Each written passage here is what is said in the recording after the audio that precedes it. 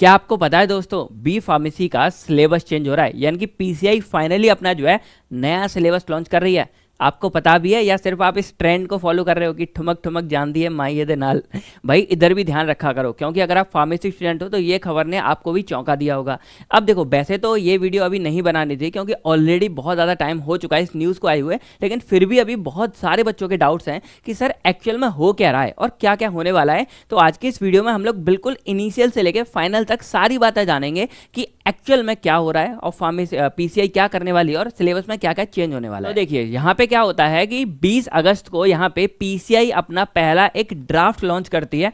अब देखो यहाँ पे एक्चुअल में हम ये नहीं बोल सकते कि पूरा का पूरा सिलेबस लॉन्च किया है, एक्चुअल में इसको हम बोलेंगे कि पीसीआई ने एक ड्राफ्ट लॉन्च किया है। अब इस ड्राफ्ट में क्या होगा कि आपको पूरा सिलेबस ही दिखाई देगा, लेकिन ये फाइनल सिलेबस नहीं है। यहाँ पे क्या है कि पीसीआई ने एक ऐसा रफ सिलेबस सा बनाया हुआ है और ये आप लोगों के सामने छोड़ा हुआ है। अब यहाँ पे क्या है कि आपको पूरा सिलेबस देखना है। अब अगर आपको इसमें कुछ कमी लगती है, कुछ अच्छा लगता है या कुछ आपको लगता है कि भाई इसमें ये चेंज होना चाहिए, तो आपके पास 1 महीने का टाइम है कि 20 सितंबर तक आप लोग पीसीआई को जो इसका ईमेल आईडी है वहां पे आप भेज के और इनसे बोल सकते हो कि ये इसमें चेंज होना चाहिए, और बाद में ये पूरा का पूरा ध्यान देंगे और देन आगे और जो है फाइनल वाला सिलेबस बनाया जाएगा।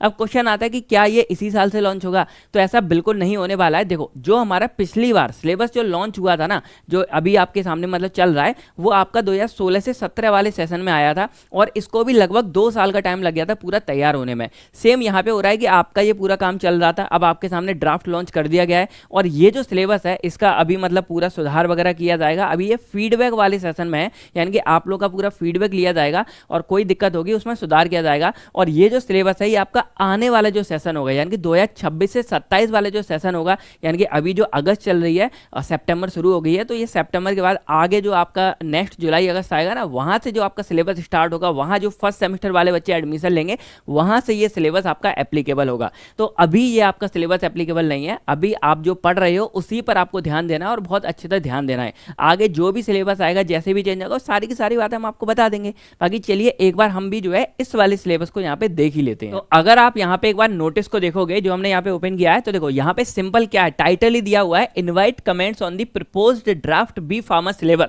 यानी कि जो बी फार्मा सिलेबस को पूरा प्रपोज किया है यहाँ पे पीसीआई ने, उसमें आप लोगों के कमेंट चाहिए। यानी कि ये एक तरह से क्या है कि पूरा ड्राफ्ट है, फाइनल नहीं है। अब आपके सामने क्या है कि 20 सितंबर तक का टाइम है, ये ईमेल आईडी है, आप पूरे सिलेबस को चेक कीजिए और अगर आपको लगता है कि कुछ गड़बड़ है, देन आपको क्या करना है, इस ईमेल आईडी पे शेयर कर देना है।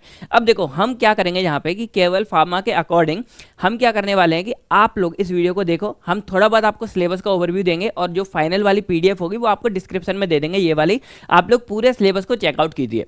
अब आपको क्या करना है कि आपको लगता है आप अपने आने वाले सेमेस्टर को देखिए, जो आपका नेक्स्ट सेमेस्टर होने वाला है 2026-27 से, और अगर आपको कोई भी दिक्कत लगती है, कोई परेशानी आपको लगता है सर ये ऐसा नहीं होना चाहिए, इसमें ये चेंज होना चाहिए, ये होना चाहिए, आप लोग इस वीडियो के कमेंट्स में बोल सकते हो। बाकी और भी बच्चे जो है डिस्कस कर सकते हैं और फाइनली हम क्या करेंगे कि इस वीडियो के 10 दिन के बाद हम लोग देखेंगे, लगभग 15 सितंबर को हम देखेंगे जो फाइनल मतलब चेंजेस हमको लगेंगे करने चाहिए, जो लोग आप लोगों की जो राय वगैरह होगी, इन सबको ध्यान में रख के फाइनल एक हम लेटर बनाएंगे केयरवेल फार्मा की तरफ से और वो हम इस ईमेल आईडी पे भेजेंगे। हमारी भी जिम्मेदारी बनती है कि भाई जो कुछ चेंज हमें कराना चाहिए वो हम यहाँ कराएंगे। तो देखो अगर मेन बात की जाए तो इस बार जो आपके क्रेडिट होने वाले, नंबर ऑफ क्रेडिट वो रहेंगे 191। इससे आपको पहले भी मतलब नहीं था, अभी भी मतलब नहीं होगा।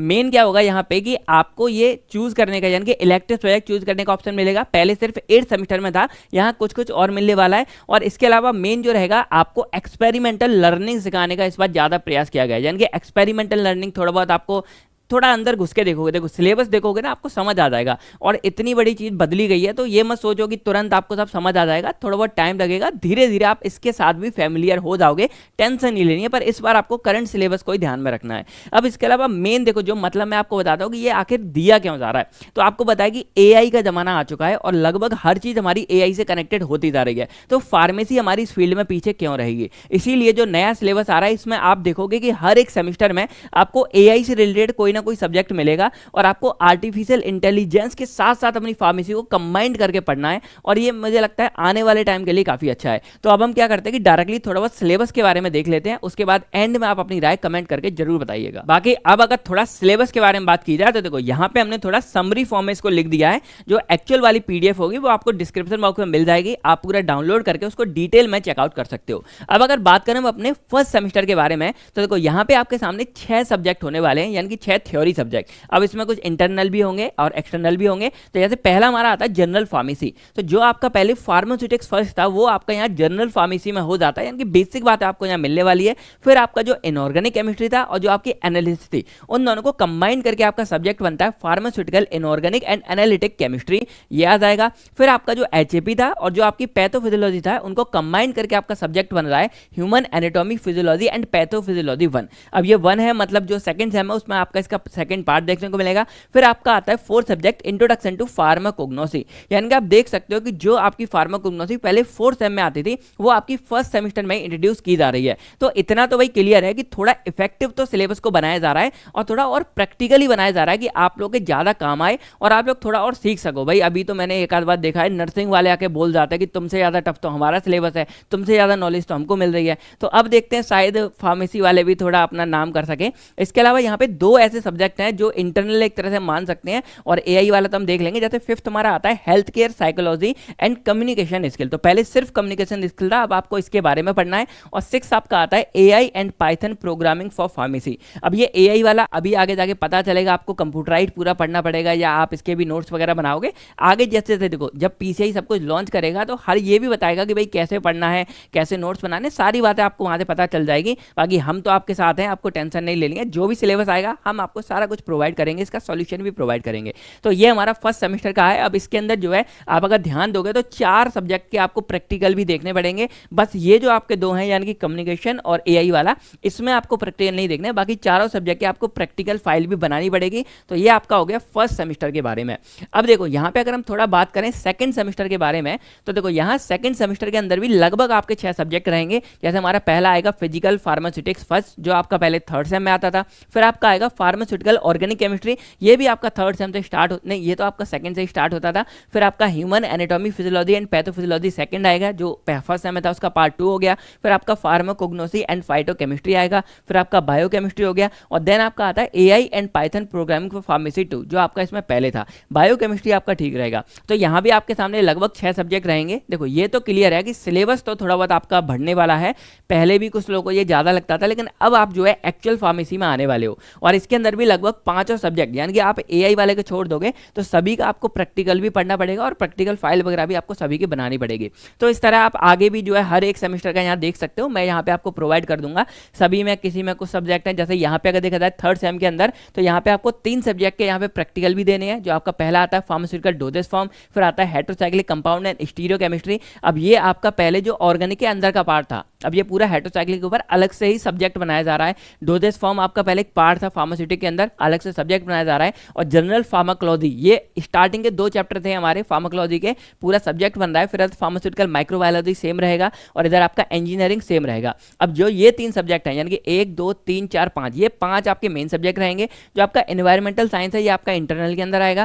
फिर आपका जो universal human value and ethics है, ये पहले सिर्फ AKTU कराती थी, अब इन्होंने पीसीआई ने अगर इसको दिया है तो मतलब ये आपका पूरा मेन रहने वाला है और ये भी एक तरह से इंटरनल में ही आ जाता है और देखा रहेगा आगे जाके। बाकी ये एआई वाला तो आपके सामने रहेगा ही रहेगा। तो इसके अंदर लगभग 8 हैं। आप देख सकते हो कि सिलेबस थोड़ा बड़ा होने वाला है, बाकी धीरे धीरे आपको सब पता भी चलता रहेगा। ऐसे ही फोर्थ सेम के अंदर लगभग 6 सब्जेक्ट आपके सामने रहेंगे। हर्बल ड्रग टेक्नोलॉजी हो गया, फिर इसके अंदर जो हर्बल वाला हमारा 6 सेम में आता था, फिर आपका मेडिसिनल हो गया, सिस्टमिक फार्माकोलॉजी, ऑटोकोर्स वगैरह हो गया, ये एक पार्ट था, पूरा सब्जेक्ट बन गया। बायोटेक तो आपका आएगा ही आएगा। सोशल फार्मेसी आपकी शायद 6 या 8 सेम में थे, ये आपका यहाँ पे आ गया। और एआई वाला आपका हर एक सेमेस्टर के अंदर देखने को मिलेगा। और इसके अंदर भी जो आपके प्रैक्टिकल है वो 5 के देखने को मिलेंगे, यानी कि एआई वाले का हटा दो तो यहाँ भी आपको ये मतलब देखने को मिलेंगे। अब थोड़ा बहुत आप यहाँ सिलेबस देख सकते हो, ये हमारा 5th सेम का हो गया, फिर ये हमारा यहाँ पे 6 सेम का हो गया और ये हमारा 7th का हो गया, ये हमारा 8th का हो गया।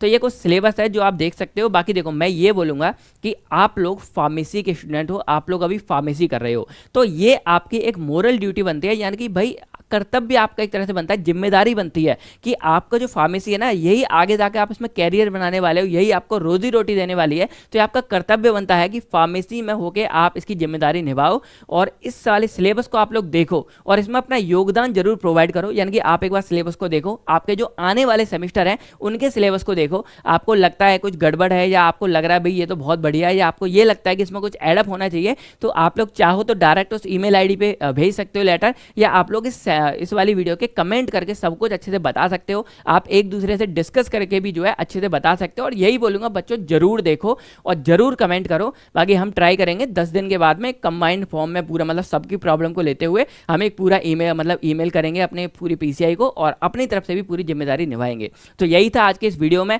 आई होप आपके सब डाउट क्लियर हो गए होंगे, यानी कि अभी आपको टेंशन नहीं लेनी है इसकी। ये आपका आने वाले 2026 और 27 सेशन में चालू होगा, यानी कि जो नेक्स्ट ईयर से जुलाई अगस्त से मतलब शुरू होता है उसमें। तो अभी जो आपका करंट सिलेबस चल रहा है उसमें आप लोग अच्छे से पढ़ाई कीजिए, अच्छे अच्छे मार्क्स लेके आइए और आगे हम सारा कुछ देख लेंगे। तो बस दोस्तों, आज की वीडियो में इतना ही। मिलते हैं हम आपसे बहुत जल्द नेक्स्ट वीडियो में। तब तक के लिए जय हिंद दोस्तों।